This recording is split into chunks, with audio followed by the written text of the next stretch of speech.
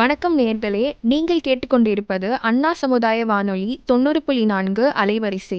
இது இந்தியாவின் முதல் சமுதாய வானொலி. நேயர்களே, இப்பொழுது நாம் கேட்கவிருப்பது நமது அண்ணா சமுதாய வானொலியும் மதராஸ் உர நிறுவனமும் இணைந்து வழங்கும் பிரதமரின் பிரணாம் தாய்பூமியின் மறுசீரமைப்பு, ஊட்டச்சத்து விழிப்புணர்வு மற்றும் மேம்படுதலுக்கான திட்டம் பற்றிய தொடர் நிகழ்ச்சியின் 16ஆம் பாகமாக மண் பரிசோதனை பற்றி தெரிந்து கொள்ள இருக்கிறோம். இது குறித்து நமக்கு விளக்கமளிக்க உள்ளார் மதராஸ் உர நிறுவனத்தின் உர விற்பனை துறை கூடுதல் மேலாளர் திரு கோவிந்தராசு அவர்கள். வாங்க நிகழ்ச்சியை கேட்கலாம். வணக்கம் சார், உங்களை பற்றி நம்ம அண்ணா சமுதாய வானொலி நேயர்களுக்கு அறிமுகப்படுத்திக்கோங்க. வணக்கம் சகோதரி. அதாவது என்னுடைய பெயர் சி கோவிந்தராசு. சென்னை மணலியை தலைமையிடமாக கொண்டு இயங்கி வரக்கூடிய மத்திய அரசுடைய பொதுத்துறை நிறுவனமான மெட்ராஸ் ஃபெர்டிலைசர்ஸ் லிமிடெட் அந்த கம்பெனியில் கூடுதல் மேலாளராக திருநெல்வேலியை தலைமையிடமாக கொண்டு பணியாற்றி வர்றேன். Thank you sir. இப்போது மண் பரிசோதனை அப்படின்னு சொல்கிறாங்களே, அப்படின்னா என்னது சார்? நல்ல ஒரு இன்னைய சூழ்நிலைக்கு எல்லாரும் தெரிஞ்சிக்க வேண்டிய ஒரு கேள்வி சகோதரி நீங்கள் கேட்டிருக்கீங்க. பொதுவாக உங்களுக்கு தெரியும், நம்ம மனிதர்கள் நமக்கு ஒரு உடல்நிலை சரியில்லை அப்படின்னு சொல்லி மருத்துவரை பார்க்க போகிறப்ப சாதாரண ஒரு காய்ச்சல் ஜுரம் அப்படின்னா பரவாயில்ல, இப்போ ஒரு பெரிய ஒரு பாதிப்பு இருக்கிற மாதிரினா அவங்க முதல்ல சொல்கிறது ஒரு எக்ஸ்ரே இசிஜி அப்படின்னு சொல்லுவாங்க. ஏன்னா உடலுடைய உள் உறுப்புகளில் உள்ள என்னென்ன பாதிப்பு இருக்குங்கிறத ஒரு கிளியரான ஒரு ரிப்போர்ட் அது கொடுக்கும். கிட்டத்தட்ட நம்ம மண் பரிசோதனை செய்கிறதும் ஒரு எக்ஸ்ரே இசிஜி ரிப்போர்ட் மாதிரி தான் சார். இந்த மண் பரிசோதனை முக்கியத்துவத்தை பற்றி கொஞ்சம் விளக்கமாக சொல்லுங்கள் சார். நல்ல ஒரு கேள்வி கேட்டிருக்கீங்க சகோதரி. ஆக்சுவலாக நம்ம தற்பொழுது பார்த்தோன்னா நாட்டில் அதிகரித்து வரனுடைய மக்கள் தொகையை கருத்தில் கொண்டு பயிர்களுடைய உற்பத்தி திறனை நம்ம அதிகப்படுத்தணும் அப்படிங்கிற ஒரு கட்டாயத்தில் தான் நாம் இருக்கிறோம். மண் பரிசோதனை அப்படிங்கிற இந்த தலைப்பின் கீழே பார்த்திங்கன்னா, இன்றைக்கி உள்ள சூழ்நிலையில் நமது நாட்டில் அதிகரித்து வரக்கூடிய மக்கள் தொகை உங்களுக்கு எல்லாருக்குமே தெரியும். இன்றைய நிலவரத்தில் சைனாவை பின்னுக்கு தள்ளி நாம் தான் உலகினுடைய மக்கள் தொகையில் முன்னிலையில் முதலிடத்தில் இருக்கக்கூடிய நாடாக இருக்கிறோம். ஸோ இந்த சூழ்நிலையில் பார்த்திங்கன்னா பயிர்களுடைய உற்பத்தி திறனை நம்ம ரொம்ப அதிகப்படுத்தணும் அப்படிங்கிற ஒரு கட்டாயத்தில் தான் நம்ம இருக்கிறோம். இது நம்மளுடைய தலையாய கடமையும் கூட. ஏன்னா விளைநிலங்களுடைய சாகுபடி பரப்பு குறைஞ்சிட்டு வருது. உங்களுக்கு தெரியும், அர்பனைசேஷன், அதாவது நகரமயமாக்கல் அப்படிங்கிற ஒரு இது இருக்கிறதுனால பயிர் சாகுபடி பண்ணக்கூடிய அந்த பரப்பளவு குறைஞ்சிட்டே வர மாதிரி இருக்குது. ஸோ இத்தகைய சூழ்நிலையில் பார்த்திங்கன்னா பயிர் மகசூலும் குறையுது. இந்த இதில் மண் வளத்தை பாதுகாக்கிறதுக்காக பரிந்துரைக்கப்பட்டுள்ள ரசாயன உரங்கள் மற்றும் கனிம அதாவது இயற்கை உரங்களை ஆர்கானிக் ஃபெர்டிலைசர் சொல்லுவோம். இந்த மாதிரி உரங்களை பயன்படுத்துறது மூலம் மட்டும்தான் நம்ம இந்த மண் வளத்தை பேணி காத்து நமக்கு அடுத்து வர சந்ததி இருக்காங்க இல்லைங்களா, அவங்கள்ட்ட நம்ம பொறுப்பை ஒப்படைக்க வேண்டிய ஒரு சூழ்நிலையில் இருக்கிறோம். இது நம்மளுடைய முக்கியமான தலையாய கடமையும் கூட. அதனால் மண் பரிசோதனை கண்டிப்பாக செய்ய வேண்டிய ஒரு சூழ்நிலை நம்ம எல்லாருமே இருக்கிறோம். இது மிக அவசியமானதும் கூட. ஓகே சார், இப்போ மண்ணின் மாறுபட்ட தன்மையால் என்னென்ன விளைவுகள்லாம் நம்ம எதிர்கொள்ள வேண்டியது இருக்குது சார்? நல்ல ஒரு அருமையான கேள்வி கேட்டிருக்கீங்க சகோதரி. ஆக்சுவலாக உங்களுக்கு நல்லாவே தெரியும், அதாவது சாகுபடி பண்ணுற பரப்பளவு குறையிறதுனால நம்ம குறைஞ்ச இடத்துல அதிக மகசூல் எடுக்க வேண்டிய ஒரு சூழ்நிலை இருக்கும்போது உயர் விளைச்சல் ரகங்கள், ஹைப்ரிட் சீட்ஸ் அந்த மாதிரி உள்ளதெல்லாம் பயன்படுத்தும் போது அதுக்கு நிறைய நியூட்ரியன்ட் தேவை அதிகமாக இருக்குது. ஸோ இத்தகைய ஒரு சூழ்நிலை நம்ம அதிக அளவில் ரசாயன உரங்களெல்லாம் பயன்படுத்துறதுனால மண்ணை பார்த்திங்கன்னா நம்ம ஒரு மாதிரி மலட்டுத்தன்மையை நோக்கி கொண்டு போயிட்டுருக்கோம். ஸோ இத்தகைய சூழ்நிலையில் அந்த மண் வளத்தை பேணி காக்க வேண்டிய அவசியம் இருக்கும்போது அதில் என்னென்ன தன்மைகளால் என்னென்ன விளைவுகளெல்லாம் ஏற்படும், நம்ம பயன்படுத்த பொருள் என்னென்ன மாதிரியான பாதிப்புகளெல்லாம் வரும் அப்படிங்கிறத உங்களுக்கு நான் சுருக்கமாக சொல்கிறேன். பொதுவாக மண்ணில் பார்த்திங்கன்னா கலர் தன்மை அப்படின்னு சொல்லுவாங்க. அதாவது pH 8.5க்கு மேலே இருந்துச்சுன்னா பயிரினுடைய உற்பத்தி திறன் பாதிக்கப்படும், வளர்ச்சி பாதிக்கப்படும், மகசூல் குறையும். அதே மாதிரி ஊர்ப்புத்தன்மைன்னு ஒன்று சொல்லுவோம் நம்ம. அது பார்த்திங்கன்னா 3.0க்கு மேலே இருந்தால் பயிருக்கு தேவையான வளர்ச்சி பாதிக்கப்படும், அதனால் மகசூல் குறையும். குறிப்பாக உங்களுக்கு நல்லாவே தெரியும், ஒரு பயிருக்கு தேவையான சத்துக்கள் தடைச்சத்து, மணிச்சத்து, சாம்பல் சத்து அப்படின்னு சொல்கிற 3 சத்துக்கள் தான் பேரூட்ட சத்துக்கள் சொல்லுவோம். மற்றது எல்லாமே நுண்ணூட்ட சத்துக்கள், அதாவது மைக்ரோ நியூட்ரியன்ட் அப்படின்னு சொல்லுவோம். அந்த முதல்ல நான் சொன்ன 3மே மேக்ரோ நியூட்ரியன்ட். அதில் தடைச்சத்து அப்படிங்கிற நைட்ரஜன் இருக்கு இல்லைங்களா, அது ஒரு பெரிய இது என்னென்னா, கடவுளுடைய கொடையே வளிமண்டலத்தில் காற்றில் நிறைய அந்த நைட்ரஜனோட இது இருக்குது. பட் ஆனால் பயிர் எடுத்துக்கக்கூடிய ஒரு வடிவத்தில் இல்லை. சரி, அந்த நைட்ரஜன் நமக்கு ஏன் தேவை அப்படின்னா, பயிருடைய வளர்ச்சிக்கு நைட்ரஜன் கண்டிப்பாக தேவை. ஆனால் அதே நைட்ரஜன், அதாவது நம்ம தடைச்சத்து சொல்கிறீங்களா, அதை அளவுக்கு அதிகமாக பயன்படுத்தும் போது கிட்டத்தட்ட அதாவது பயிருடைய கூடுதலான பசுந்தன்மை, அதாவது இப்போ ரொம்ப டார்க் க்ரீன் எஃபெக்ட் அப்படிங்கிற மாதிரி வர்ற மாதிரி இருக்கிற சூழ்நிலை it is act as a harbour. அதாவது எங்கேயோ இருக்கிற ஒரு பெஸ்ட், ஒரு பூச்சி இருக்கலாம், தாய் அந்த பூச்சியோ இல்லை நோய்களுடைய கிருமிக காரணிகளோ இதை சீக்கிரமாக பாதிக்கக்கூடிய ஒரு தன்மையை நம்ம சொல்லுவோம். ஸோ அதே தழைச்சத்தை அளவோடு பயன்படுத்தினோம்னா கூடுதலான மகசூல் நம்ம எடுக்க முடியும். ரெண்டாவதாக மணிச்சத்து சொல்கிறேன் இல்லைங்களா, அந்த மணிச்சத்தானது பயிரோட வேர் வளர்ச்சிக்கு ரொம்ப முக்கியம். குறிப்பாக நம்ம என்ன சொல்லுவோம்னா, இப்போ ஒரு நெல்லோ கரும்போ மற்ற இந்த நிலக்கடலை மாதிரி பயிரெலாம் பயிர் வைக்கும்போது சூப்பர் பாஸ்பேட் உங்களுக்கு போட சொல்லுவாங்க. ஏன்னா அதில் இந்த மணிச்சத்து வந்து அதிகமாக இருக்கும், ஈஸியாக பயிர் எடுத்துக்கிற மாதிரி இருக்கும். இது தேவைதான ஒரு இதான. இந்தியாவை பொறுத்த வரைக்கும் பார்த்தீங்கன்னா ஒவ்வொரு ஏரியாவிலையும் இதனுடைய சத்துக்களுடைய அளவு வந்து மேபி கொஞ்சம் மாறுபாடு இருக்கும். இது அதிகமாக போனாலும் பயிர் எளிதில் எடுக்கக்கூடிய வடிவத்துக்கு இருக்காது, வேறு ஒரு வடிவத்துக்கு மாறும். அதனால் வீணாக போகும், விரயம் ஏற்படும். மூணாவதான பெரிய சத்து வந்து சாம்பல் சத்து, அதாவது பொட்டாஷ் அப்படின்னு சொல்கிறீங்களா, கேட்டுவன்னு சொல்லுவீங்களா, அந்த ஒரு இது ஒவ்வொரு பயிருக்குமே முக்கியமான ஒரு சத்து. ஆனால் என்ன ஒரு இதுன்னா, அந்த அவுட்டுன்னு சொல்லலாம், ஒரு விளைபொருள் இருக்கு இல்லைங்களா, அதோட எடையை வந்து தீர்மானிக்கிறது வந்து இது. ரெண்டாவது பார்த்திங்கன்னா வறட்சியை தாங்கி வளரும். ஒரு ஏதாவது ஒரு இடத்துல வந்து ட்ரவுட் உள்ள ஏரியாவில் வந்து பொதுவாக என்ன சொல்லுவாங்கன்னா, விவசாய விஞ்ஞானிகள், வேளாண் துறையை சார்ந்த அலுவலர்கள் என்ன சொல்லுவாங்கன்னா, அதிகமான தழைச்சத்தை போட வேணாம், அந்த இடத்துல பொட்டாஷ் போட்டிங்கன்னா கொஞ்சம் அந்த ட்ரவுட் ரெசிஸ்டன்ட், வறட்சி தாங்கி வளர தன்மை வந்து பயிர் கொடுக்கும். ரெண்டாவது நோய் எதிர்ப்பு சக்தியும் கொடுக்கும். ஸோ இதுவும் தேவை. ஆனால் என்ன ஒரே ஒரு இதுனா, உண்மை நிலவரம் இந்தியாவை பொறுத்த வரைக்கும் சாம்பல் சத்தினுடைய அளவு வந்து ஓரளவுக்கு தேவைக்கு இருக்கிறதுனால என்ன தேவை இருக்கோ அதுக்கு மட்டும் நம்ம பயன்படுத்தினா போதும். ஏன்னா அதனால தான் இடையில வந்து குறிப்பிட்ட ஒரு 10 வருஷங்களுக்கு முன்னால் கூட மத்திய அரசு வந்து இந்த சாம்பல் சத்து சொல்லக்கூடிய பொட்டாஷ் உரங்களை வந்து இறக்குமதி தான் பண்ணுறோம். நம்ம நாட்டில் உள்நாட்டு உற்பத்தியே இல்லை, 100% நாம் வெளிநாடுகளை தான் சார்ந்திருக்கிறோம், 100% இம்போர்ட்ஸ் தான் பண்ணுறோம் நம்ம. ஸோ இந்த சூழ்நிலையில் அதனால் நம்ம எக்கச்சக்கமான அந்நிய செலாவணிகள் வந்து இழப்பு ஏற்படுறதுனால அரசாங்கம் வந்து நம்ம நாட்டை பொறுத்த வரைக்கும் சாம்பல் சத்தினுடைய அளவு மண்ணில் ஓரளவுக்கு தேவையான அளவுக்கு இருக்குது. அப்படிங்கிறதுனால அதை நீங்கள் சமச்சீர் உரங்களை பயன்படுத்தும் போது தனியாக பொட்டாஷ் போட வேணாம் அப்படிங்கிற மாதிரிலாம் சொல்லியிருக்காங்க. ஸோ இது 3 சத்துமே கட்டாயம் தேவை. இதில் குறிப்பாக சாம்பல் சத்து பற்றி என்ன சொல்லலாம்னா, முன்னால் உங்களுக்கு தெரியும், நம்ம பெரியவர்களெல்லாம் ஒரு அந்த காலத்தில் பார்க்கும்போது ஒரு உழவு முடிஞ்சு ஒரு நெல் பயிரெலாம் முடிஞ்சதுன்னா, ஒரு கரும்பு பயிரெலாம் முடிஞ்சதுன்னா, அந்த சருகெல்லாம் வந்து அந்த விவசாயம் அந்த வேஸ்ட்லாம் இருக்குது இல்லைங்களா, அதெல்லாம் நிலத்துலேயே தீ வச்சு கொளுத்துவாங்க, அது மண்ணிலே அப்படியே வந்து ஒரு மாதிரி மிக்ஸ் பண்ண விடுவாங்க. ஸோ இது ஒரு இதில் கிடைக்கிற மாதிரி அந்த சாம்பல் சத்து கிடைக்கிறதுக்கான ஒரு இதுவாக இருந்துச்சு. ஸோ அதனால் இந்த மாதிரியான விளைவுகள் ஏற்படும் போது நம்ம மண் பரிசோதனை வந்து கண்டிப்பாக பண்ணுறது மூலமாக மட்டும்தான் நம்ம மண்ணில் எந்த சத்து கூட குறைய இருக்குது, எது வந்து நம்ம பயிருக்கு, நம்ம சாகுபடி பண்ண போகிற பயிருக்கு எவ்வளோ வந்து உரங்களை போடலாம் அப்படிங்கிறத நம்ம தெரிஞ்சிக்க முடியும். ஸோ அதனால் மண் பரிசோதனை கண்டிப்பாக ஒரு அவசியமான ஒரு தேவையான ஒரு ஒன்று. Thank you sir. நம்ம மண் பரிசோதனை எதுக்காக சார் செய்யணும், அதை பற்றி கொஞ்சம் விளக்கமாக சொல்லுங்கள் சார். ஒரு பொதுவாக நம்ம கலாச்சாரத்தில் சொல்லுவோம், இந்தியாவை பொறுத்த வரைக்கும் மண் மாதானே சொல்லுவோம். கிட்டத்தட்ட ஒரு அம்மாவுக்கு இணையாக நம்ம சொல்லுவோம். நம்ம எந்த அளவுக்கு நல்லவற்றை வந்து அதுக்குள்ளே கொடுக்குறோமோ, இடுபொருளாக கொடுக்குறோமோ, அது அதுக்கு ஏற்ற மாதிரி தான் வந்து நமக்கு அந்த விளைபொருட்கள் வந்து கொடுக்கும், மண்ணுடைய வளத்தையும் தக்க வச்சுக்கும். ஸோ இதில் ஏன் நம்ம செய்யணும் அப்படின்னு சொல்லி பார்த்தீங்கன்னா, உரச்செலவு வந்து குறைக்கலாம். பொதுவாக இப்போ நீங்கள் நடைமுறையில் என்ன பண்ணுறாங்கன்னா, விவசாயிகள் எல்லாம் எந்த உரம் விலை கம்மியாக இருக்கோ அந்த உரங்களை வந்து அதிகமாக பயன்படுத்துகிறாங்க. எடுத்துக்காட்டாக சொல்லனா, தழைச்சத்தை கொடுக்கக்கூடிய யூரியா இருக்குது இல்லைங்களா, அதில் 46% தழைச்சத்து இருக்குது, எளிதில் பயிர் கிடைக்கும். அந்த உரங்களை பார்த்தீங்கன்னா விலை குறைவாக இருக்கிறதுனால விவசாயிகள் வந்து அதிக அளவில் பயன்படுத்துகிறாங்க. ஆனால் அதிக அளவில் பயன்படுத்தக்கூடாது.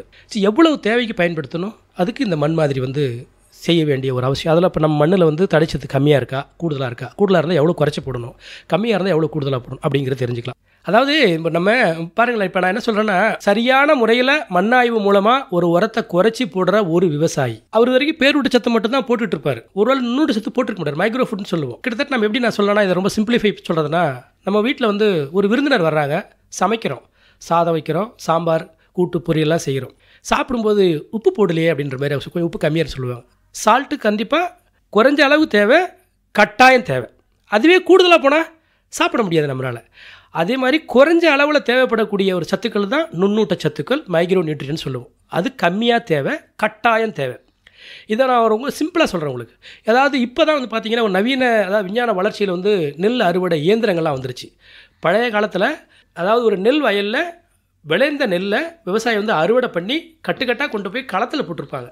நெல்லை வந்து அந்த களத்தில் வந்து நெல்லை வந்து அந்த நெல் மணிகளை வந்து பிரித்து எடுப்பாங்க, எடுத்துகிட்டு தூத்துவாங்க, ஒரு முரத்தை வச்சு அழகாக தூக்கி மேலே வானத்தில் வீசுவாங்க. நல்லா முதிர்ச்சியான நெல்மணி வந்து கீழே நேராக விழும். ஒரு ஆஃப் ஃபில்லிங் இருக்கிறது அதுக்கு அடுத்த மிடில் லெவலில் விழும். கடைசியாக சாஃபி கிரைன்ஸ் சொல்லுவோம், அதாவது பதர் அப்படி சொல்லுவோம் நம்ம தமிழில், அது அந்த ஓரத்தில் போய் விழும். நீங்கள் அந்த சாஃபி கிரைன்ஸ் எக்கச்சக்கமாக இருக்கும். நம்ம நினைப்போம், அதை நீங்கள் ஒரு சாக்கில் எடுத்து கட்டி பாருங்கள், 2 மூடை வருது வச்சுக்கோங்க, ஒரு பேச்சுக்கு சொல்கிறேன், நினச்சி பாருங்கள். அதாவது வெறும் பதர் மட்டுமே 2 மூடையாக வருதுன்னா, அந்த ஒவ்வொரு நெல் பதர் மணிக்கு உள்ளேயும் நெல்மணி வந்து இருந்திருந்தால் அது எத்தனை மூடையாக இருக்கும்? அது மகசூல் எடுப்போம் நமக்கு. அப்போ அந்த நுண்ணூட்ட சத்துங்கிறது வந்து ரொம்ப கம்மியாக தேவை, கட்டாயம். அரசாங்கம் என்ன பண்ணுறாங்கன்னா, இதுதான் ஒவ்வொரு பயிருக்கும் நுண்ணூட்ட சத்து கலவை அப்படின்னு சொல்கிறாங்க. அதாவது எம்என் மிக்சர்னே கொடுக்குறாங்க, நெல்லுக்கு, வாழைக்கு, தென்னைக்கு, ஒவ்வொரு பயிருக்குமே அதாவது உங்களுக்கு பார்த்தீங்கன்னா ஒவ்வொரு வேளாண்மை விரிவாக்க மையம் இருக்கு இல்லைங்களா, அங்கே சப்சிடைஸ்டு காஸ்ட் மானிய விலையில் கொடுக்குறாங்க. இதெல்லாம் விவசாயிங்க வந்து வாங்கி பயன்படுத்தணும். இப்போ அவர் அது தெரியாமல் என்ன பண்ணுவார்னா, யூரியா மட்டும்தான் விலை கம்மியாக கிடைக்கல, யூரியா மட்டும் போடுவார், மகசூல் வந்து குறையும், இந்த மாதிரியான பதறலாம் நிறைய வரும். எதனால் வருதுங்கிறது வந்து அவர் கொஞ்சம் கவனிக்க தவறதுனால மகசூல் குறையுது, லாபம் குறையுது, அவருக்கு வர வேண்டிய வருவாய் குறையுது. ஸோ இது எல்லாம் இந்த மண் ஆய்வு மூலமாக நம்ம தெரிஞ்சுக்க போகிறோம். ஒன்று. ரெண்டாவது வந்து பார்த்திங்கன்னா, ரசாயன உரங்களை மட்டுமே பயன்படுத்துறதுனால ஒரு மண்ணுடைய வளத்தை வந்து நம்ம தக்க வச்சுக்க முடியாது. அரசு என்ன சொல்கிறாங்கன்னா, அதாவது ரசாயன உரங்களுடைய பயன்பாடு இல்லாமல் இந்தியா மாதிரி மிகப்பெரிய ஒரு மக்கள் தொகை 1ஆம் நம்பரில், அதாவது வேர்ல்டுலே முதல் இடத்துல இருக்கிற நமக்கு தேவையான உணவுப் பொருட்களை உற்பத்தி பண்ண முடியாது தேவைக்கு ஏற்ற அளவுக்கு.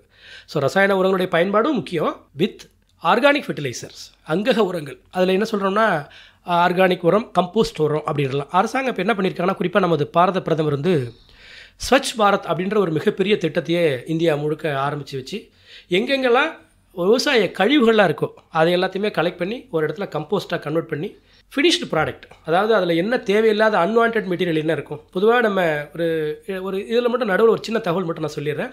பொதுவாகவே விவசாயிகளுக்கு மிஞ்சின ஒரு வேளாண் விஞ்ஞானி யாருமே இல்லை. ஒவ்வொரு ஒரு ஃபேமிலிக்கும் பார்த்திங்கன்னா ஒரு குப்பை குடின்னு ஒன்று வச்சுருப்பாங்க கிராமங்களில். அதாவது என்னென்ன இதற்கு ஒரு மாட்டோட சாணம், வேறு ஏதாவது வேஸ்ட் எல்லாத்தையும் கொண்டு போய் போடுவாங்க. அது மக்கின அந்த தொழு உரத்தை கொண்டு போய் வயலில் போடுவாங்க. இப்போ உங்களுக்கே நல்லா தெரியும், இந்தியாவை பொறுத்த வரைக்கும் நகரமயமாக்கல், அர்பனைசேஷன், இண்டஸ்ட்ரியல் டெவலப்மெண்ட் அப்படின்னு வந்த பிறகு செடி கொடிகள் மரங்களுடைய எண்ணிக்கை குறைஞ்சிருக்கு. நீங்கள் எல்லாருமே நாம் அதை வந்து மனப்பூர்வமாக ஒத்துத்தான் ஆகணும். ரெண்டாவது, கால்நடைகளுடைய எண்ணிக்கையும் குறைய ஆரம்பிச்சிருச்சு. ஸோ அதோட கழிவுகள் எதுவுமே நம்ம குப்பையை கொண்டு போகிறதில்ல. அப்படியும் குப்பை உரங்கள் இருந்தாலும் இப்போ சராசரியாக நான் விவசாயிகளோட பழகின வகையில் சொல்கிறேன், ஒரு 4லிருந்து 5 டிப்பர் தொழு உரத்தை வந்து ஒரு ஏக்கருக்கு வந்து போடுறாங்க. உண்மையிலேயே தொழு உரங்களை போடணும், கண்டிப்பாக போடணும். ஆனால் நல்ல மக்கின தொழு உரத்தை போடுங்க.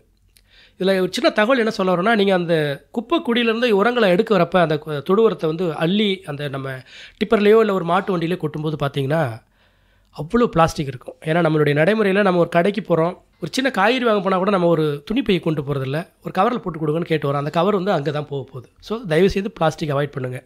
ஸோ அதை நம்ம அவாய்ட் பண்ணுறோம். ரெண்டாவது, ஒரு பெஸ்ட், ஒரு தாய் அந்து பூச்சி வைக்கிற முட்டைகள் சின்னதாக இருக்கும், கண்ணுக்கு தெரியாத மாதிரி இருக்கும், அது எல்லாமே அந்த குப்பையில் தான் இருக்கும்.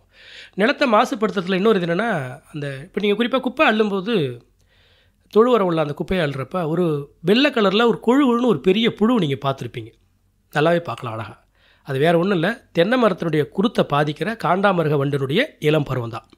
ஸோ நாம் அந்த குப்பையை கொண்டு போய் வயலில் போடுறப்ப அந்த புழுவானது வண்டாக மாறி எங்கே போய்க்கும், அதனுடைய ஹோஸ்ட் நேராக பக்கத்தில் உள்ள தென்னை மரத்தில் தான் போய்ட்டு அந்த குருத்துவை பாதிக்கும்.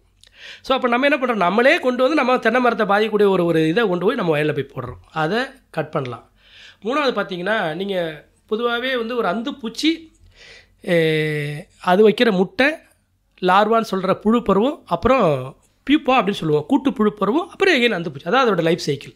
அதில் அந்த கூட்டு புழுன்னு சொல்கிறோம் இல்லைங்களா, பீப்பான்னு சொல்லுவோம். அது எப்படி பண்ணணும்னா, அதோடைய உடம்பை சுருக்கிட்டு மேலே ஒரு அவுட்டரில் ஒரு லெதரி லேயராக இருக்கும், இன்ஆக்டிவாக இருக்காது, ஒரு டார்மன் பீரியட் மாதிரி வச்சுக்கோங்களேன். அது ஒரு உகந்த சூழ்நிலை, எப்படின்னா வானம் மப்பும் மந்தாரமாக ஒரு மாதிரி மிதமான ஒரு மழைக்கான உள்ளது மாதிரி உள்ள மேகங்களாக இருக்கிற மாதிரி ஒரு சூழ்நிலை, அது அழகாக புரிஞ்சு அதுலேருந்து வர்ற இளம் புழு வந்து பக்கத்தில் உள்ள பயிரை வந்து பாதிக்கும். ஸோ அந்த பீப்பாவும் எங்கே வருது, குப்பை மூலமாக நம்மளுடைய வயலுக்கு வரும். இதை கூடியமான வரைக்கும் நம்ம அவாய்ட் பண்ண போகிறோம். நல்ல மக்கான தொழு உரம் கிடச்சுன்னா தாராளமாக பயன்படும். ஏன்னா நமக்கு அதுதான் ரொம்ப இயற்கையிலே கிடைக்கக்கூடிய ஒரு இது.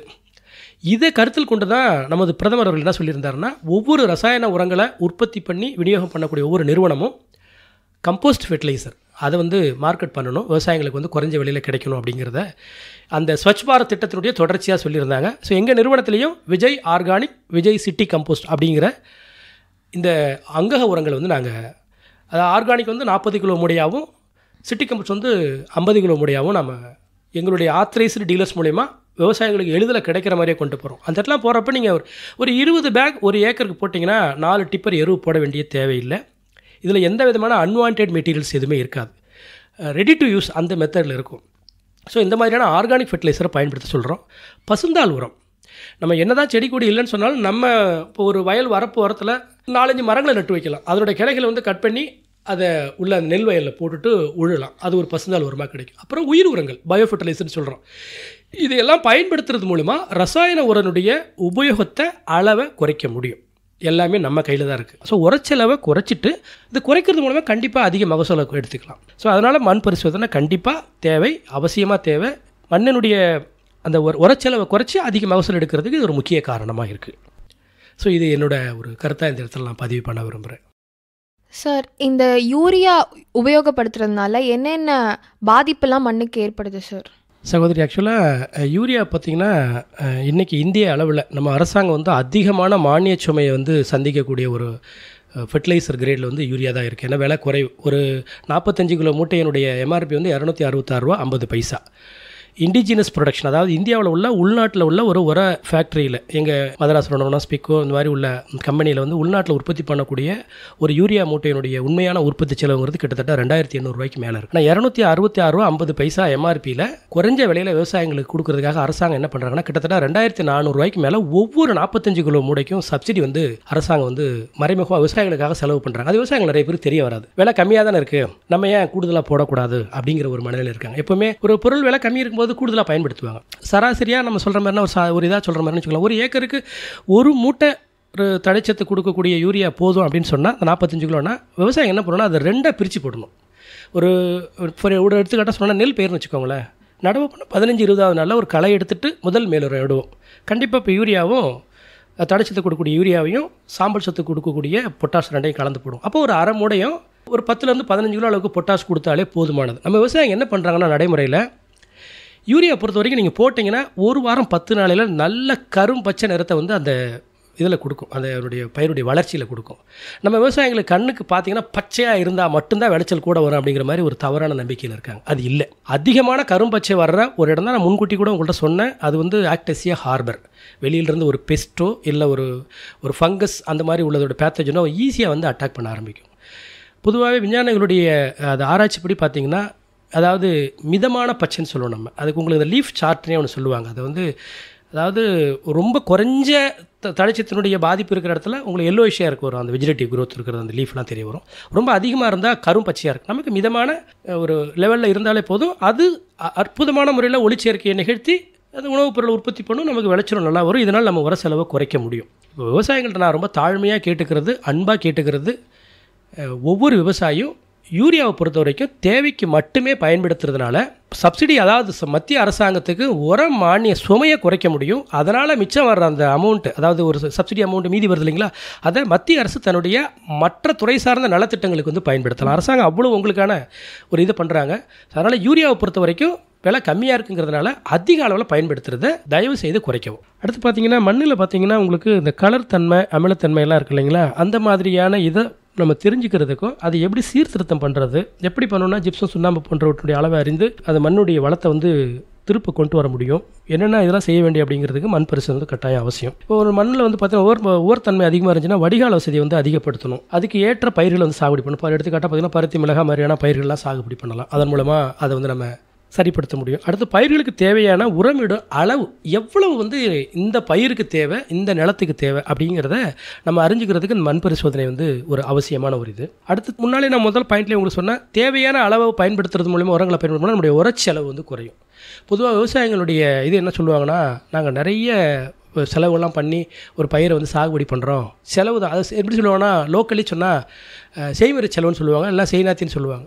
இவ்வளோலாம் நான் செலவு பண்ணேன், ஆனால் எனக்கு மகசூல் இவ்வளோ தான் வந்திருக்கு, எனக்கு லாபம் இல்லைன்ற மாதிரி சொல்லுவாங்க. நீங்கள் நிறைய உரங்களிலையும் விதையை அதிகமாக பயன்படுத்தி இதில் தான் நீங்கள் நிறைய செலவு பண்ணுறீங்க. அதை வந்து குறைச்சாலே கண்டிப்பாக விவசாயிகளுக்கு வந்து ஒரு லாபகரமாக தான் இருக்கும், மகசூல் வந்து அதிகப்படுத்த முடியும். ஸோ இதுக்கெல்லாம் மண் பரிசோதனை கண்டிப்பாக அவசியமாக செய்யணும், தேவை.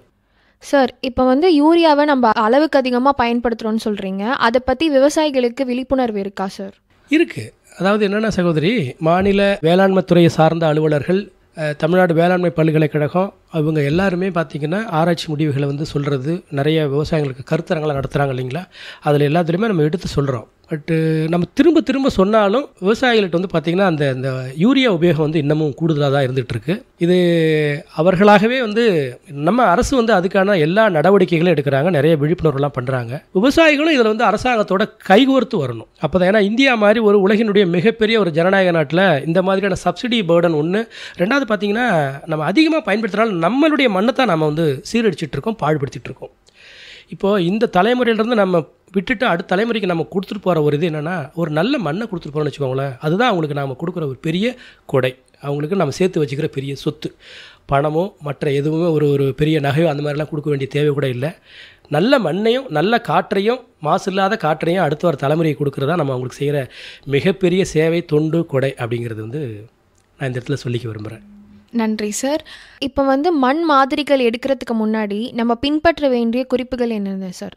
ஆக்சுவலாக மண் மாதிரி எடுக்கிறதுக்கு முன்னால் நம்ம என்ன பண்ணணும்னா, அந்த நிலம் எந்த நிலத்தில் நம்ம இப்போ உங்களுக்கு தெரியும் ஒரு ஏக்கர்னா ஒரு ஏக்கரும் ஒரே வயலாக இருக்காது, ஒரு 2-3 வயலாக கூட இருக்கலாம், மாதிரி இருக்கலாம். அந்த ஒரு வயலில் பர்டிகுலர் ஒரு வயல் நம்ம எடுக்கிறதுக்கு முன்னால் நீங்கள் அந்த அதாவது வரப்பு ஓரத்தில் மண் மாதிரி எடுக்கிறத தவிர்க்கணும். ரெண்டாவதாக நம்ம முன்ன பயிர் சாகுபடி பண்ணும்போது சாண எரு நம்மளுடைய நிலத்தில் இருக்கிற மக்கின தொழு உரம் இருக்குது இல்லைங்களா, அதெல்லாம் கொண்டு போய் கொட்டியிருப்போம் ஒரு இடத்துல.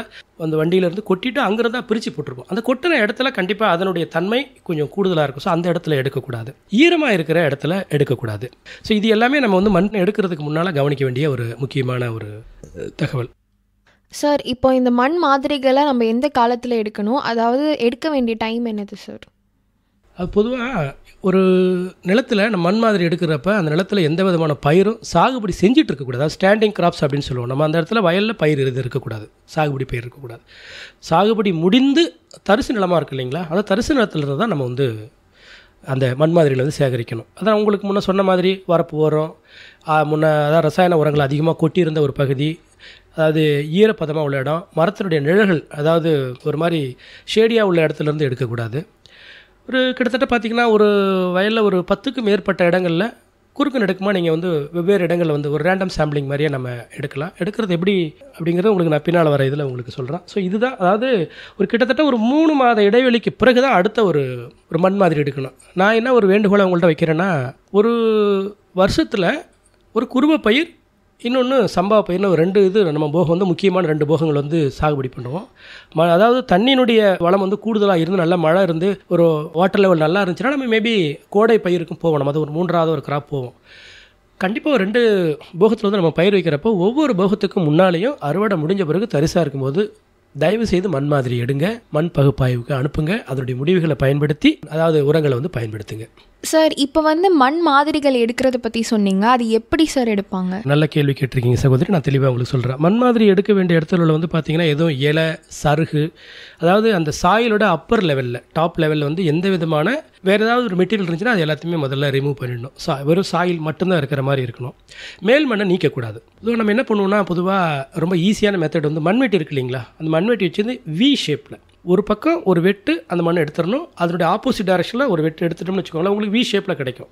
அப்போ பக்கத்தில் உள்ள மண்களை கையால் தான் லைட்டாக சுரண்டி தான் எடுக்கிற மாதிரி வரணும். அதாவது நிலத்தினுடைய மேல்மட்ட பகுதியிலேருந்து உங்களுக்கு இப்போ நம்ம ஏறு விழுதோம்னா இப்போ குழுன்னு சொல்லுவாங்க, அதோட ஆழம் பார்த்தீங்கன்னா கிட்டத்தட்ட ஒரு 15 சென்டிமீட்டர் அளவுக்கு எடுக்கலாம் ஒவ்வொரு பயிரை பொறுத்து.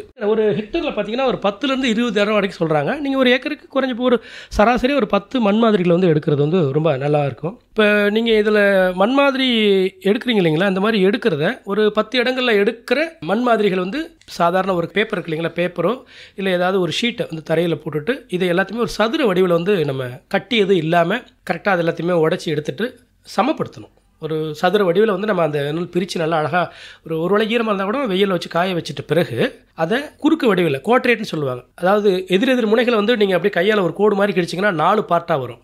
அதில் ஒரு பார்ட்டு அதோட ஆப்போசிட் பார்ட், அது 2மே ரிமூவ் பண்ணிடணும். மீதி உள்ள 2 பார்ட் இருக்கு இல்லைங்களா, அதை திரும்பவும் ஒன்றா ஆக்கிட்டு திரும்ப அந்த சதுர வடிவில் அந்த மண்ணை அழகாக சமப்படுத்தணும்.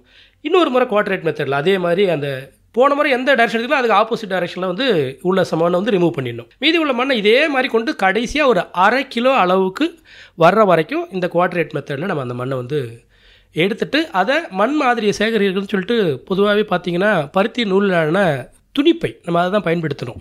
கூடிமான வரைக்கும் பிளாஸ்டிக்கை பிளாஸ்டிக் கவர் பயன்படுத்துகிறத அவாய்ட் பண்ணுங்கள். ஏன்னா மண்ணினுடைய வளத்தை பாதிக்கிற முக்கியமான முதல் காரணி பிளாஸ்டிக் உபயோகம்.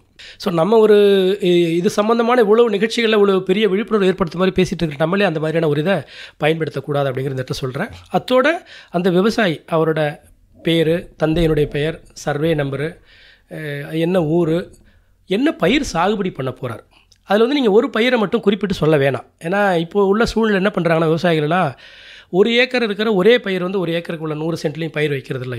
இப்போல்லாம் நிறைய நம்ம விவசாயிகள்லாம் ரொம்ப ஒரு ஒரு அடுத்த லெவலுக்கு வர ஆரம்பிச்சாச்சு. ஒரு 50 சென்ட்டில் ஒரு கிராப், 25 சென்ட்டில் இன்னொரு பயிர், ஒரு நெல், கொஞ்சம் அதாவது ஒரு பூ சாகுபடி, ஒரு காய்கறி சாகுபடி அப்படிங்கிற மாதிரி வராங்க. ஸோ எந்த பயிர் நீங்கள் சாகுபடி பண்ண போகிறீங்களோ ஒரு 2-3 கிராப் வரைக்குமே நீங்கள் மென்ஷன் பண்ணிங்கன்னா அதற்கு ஏற்ற அந்த என்ன ரெக்கமெண்டேஷன் இருக்கோ பரிசோதனை முடிவு, அதுக்கு ஏற்றன எவ்வளோ உரங்களை பயன்படுத்தணும் அப்படிங்கிறத அந்த மண் ஆய்வு பகுப்பாய்வு நிலையம் இருக்கு இல்லைங்களா, மண் மாதிரி அந்த அனலைஸ் பண்ணுற லேப் இருக்கு இல்லைங்களா, அவங்க வந்து அதுக்கான தெளிவான ரிசல்ட் வந்து கொடுக்கறதுக்கு சரியாக இருக்கும்.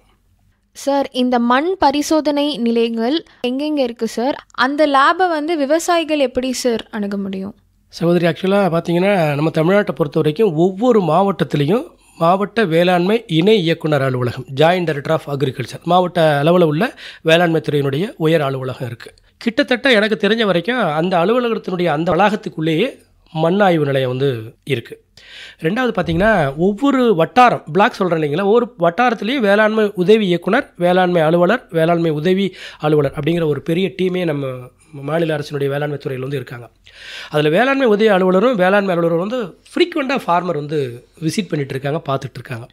ஒரு விவசாயி தன்னோட நிலத்தில் உள்ள மண்ணை வந்து மாதிரிக்கு எடுத்து கொடுக்கணும் அப்படின்னு சொன்னால் நீங்கள் உங்கள் வயலிருந்து எடுத்துகிட்டு உங்கள் பக்கத்தில் உள்ள வேளாண்மை உதவி அலுவலர் அல்லது வேளாண்மை அலுவலர் அல்லது வேளாண்மை உதவி இயக்குனர், இது எல்லாமே கிட்டத்தட்ட நம்ம பிளாக் லெவலில் தான் இருக்குது, வட்டார் லெவலில் தான் இருக்குது. ஈஸியாக நம்ம ஒவ்வொரு விவசாயமே கிட்ட நெருங்கக்கூடிய அளவில் தான் இருக்கும். ஸோ அங்கே கொடுக்கலாம். நேரடியாகவே நீங்கள் வேளாண்மை இணை இயக்குனர் அலுவலகத்தில் உள்ள அந்த லேப் இருக்கு இல்லைங்களா, மண் ஆய்வு நிலையம் இருக்கு இல்லைங்களா, அங்கே நேராக கொண்டு போய் கொடுத்தாலும் அவங்க வந்து செஞ்சு கொடுக்குறாங்க. ரெண்டாவது பார்த்தீங்கன்னா இப்போ அரசாங்கம் என்ன பண்ணியிருக்காங்கன்னா, ஒவ்வொரு கிராம வாரியாகவே வந்து அவங்க ஆல்ரெடி மண் ஆய்வுலாம் செஞ்சு ஒரு சாம்பிள் வந்து அதாவது ரிசல்ட் வந்து வச்சுருக்காங்க. கிட்டத்தட்ட அதையும் மீறி என்னோட நிலத்தில் உள்ளதெல்லாம் என்ன சத்து குறைபாடு இருக்குது, எவ்வளோ கூட இருக்குது அப்படிங்கிற ஒரு விவசாயம் செய்கிறது வந்து கூடுதலான ஒரு பலனை கொடுக்கும்.